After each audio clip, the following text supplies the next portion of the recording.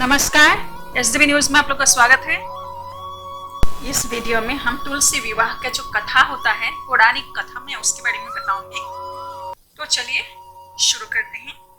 एक समय की बात है, भगवान श्री भोलेनाथ जी ने अपनी तेज शक्ति को महासागर में फेंक दिए थे। वे फेंकने के बाद वापस आ चुके थे, लेकिन उस शक्ति से एक ऐसा बालक जन्म लेता है जो महाप्रतापी होता है।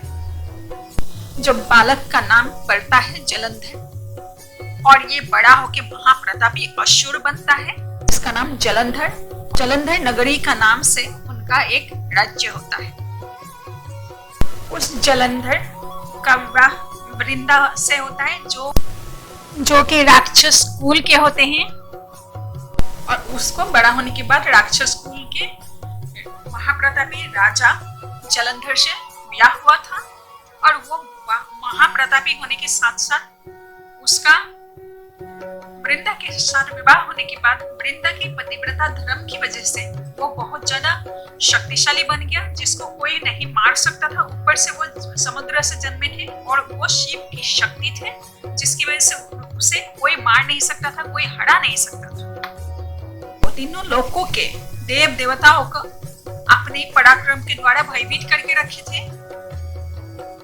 एक दिन जलंधर शिव के ही रूप धारण करके अपनी माया से कैलाश पर्वत पहुंचता है, जहां मां पार्वती को पाने की अभिलाषा से वो कैलाश पर्वत पहुंचता है। लेकिन उसे मां पार्वती पहचान जाती है और वो वहीं पे अंतर्ध्यान हो जाती है, जो जलंधर को दिखाई नहीं देती है।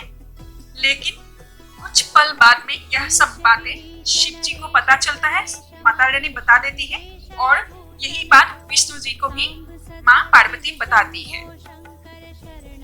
साथ साथ तीनों लोगों के जो देव देवियां थे, मनुष्य थे, वे अत्याचार से बहुत ज्यादा तंग आ चुके थे। सभी का प्रार्थना था विष्णु भगवान के पास कि जलंधर को कैसे भी काबू किया जाए।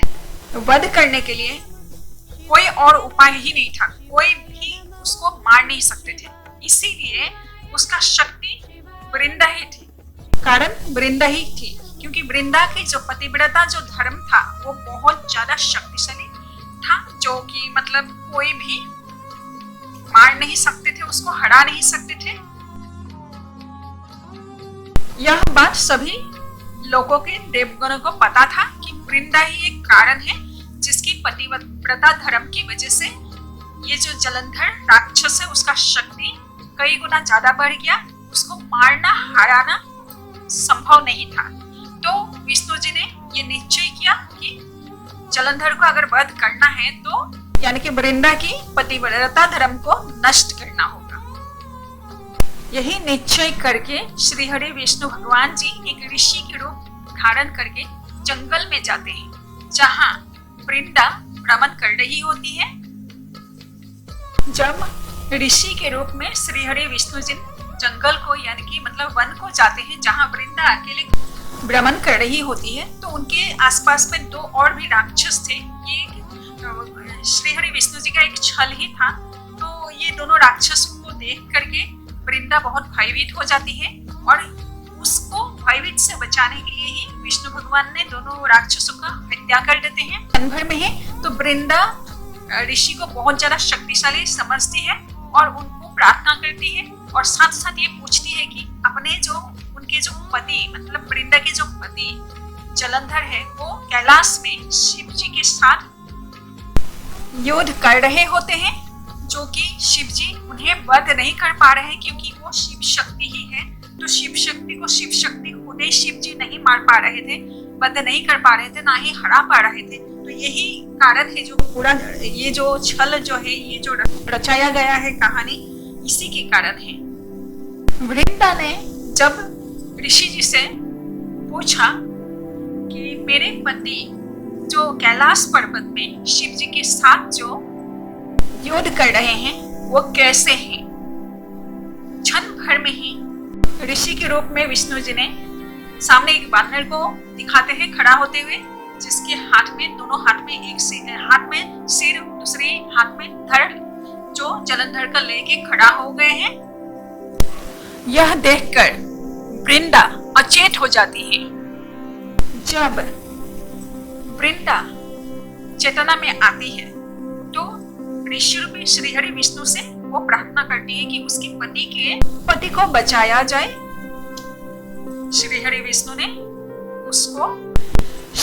विष्णु जी ने वृंदा की ये प्रार्थना स्वीकार करते हैं और जलंधर के जो सिर और धड़ को एक करते हैं और उसमें प्राण संचित कर रहे होते हैं। उस समय जब प्राण संचित कर रहे होते हैं, विष्णु भगवान स्वयं ही जलंधर के अंदर प्रवेश कर जाते हैं।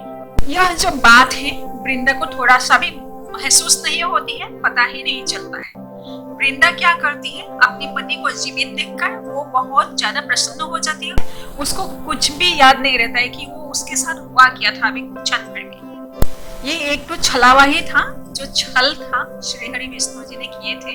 एक्चुअली में उसके पति यानी कि जलंधर राक्षस को मारने के लिए, वध करने के लिए। इन सब बातों से वृंदा अनभिज्ञ थी। उसने अपना पत्नी धर्म निभाया। किसके साथ? श्रीहरि विष्णु जी के साथ, जो जलंधर के रूप में उसके साथ रहे हैं।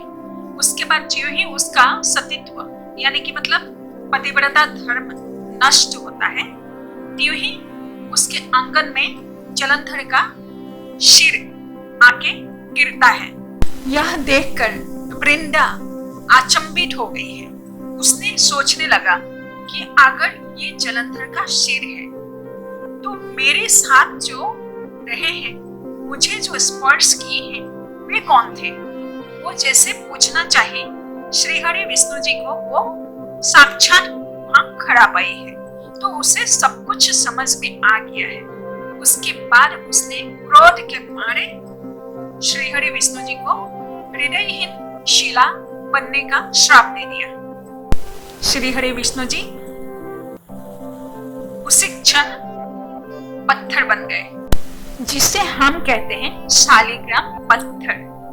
जब श्रीहरि विष्णु संसार के पालन करता पत्थर बन गए यानी कि शील बन गए हैं, तब सभी देवगणों ने वृंदा से प्रार्थना किए हैं।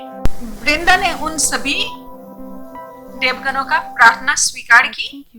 उसने शालिग्राम पत्थर को, जो श्रीहरि विष्णु को जो श्राप दिया था, वो वापस लिए हैं। उसके साथ साथ उसने और एक अभिश्राप दे दिए श्रीहरि विष्णु जी को कि तुमने मुझे छल करके मेरा पतिव्रता धर्म को नाश किया है, इसीलिए तुम भी अपने स्त्री वियोग सहने के लिए मृत्यु लोक में जन्म लोगे।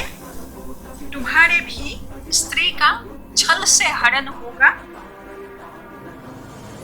ऐसे बोलकर वृंदा ने अपने आप को भस्म कर लेती है, यानी कि और जिस जगह उसने अपने आप को भस्म किया वहां एक तुलसी का पौधा उग जाता है। और श्रीहरि भगवान विष्णु जी ने वृंदा की ये जो श्राप है उसे स्वीकार करते हैं। वृंदा को तुलसी के रूप में ही अपनी पत्नी स्वीकार करते हैं। विष्णु जी ने वृंदा से कहा कि हे वृंदा, मैंने तुमसे छल किया है।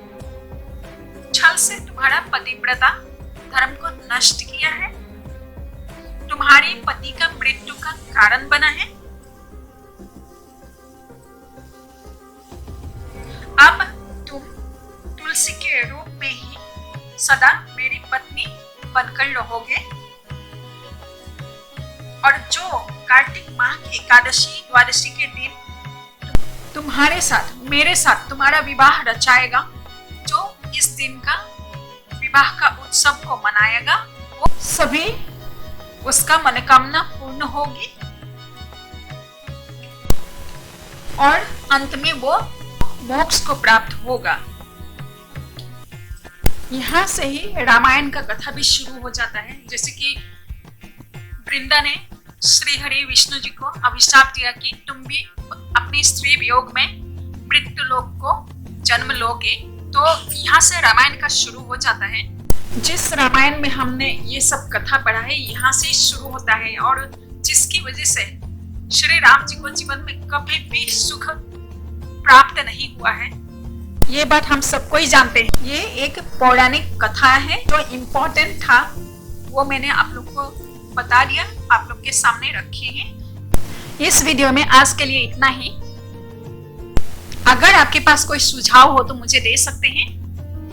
जाते जाते विनती करती हूँ कि वीडियो को लाइक कीजिए, शेयर कीजिए, चैनल को सब्सक्राइब कीजिए और मेरे चैनल को ग्रो करने के लिए कृपा करके सहायता कीजिए। धन्यवाद। जय मां भारती।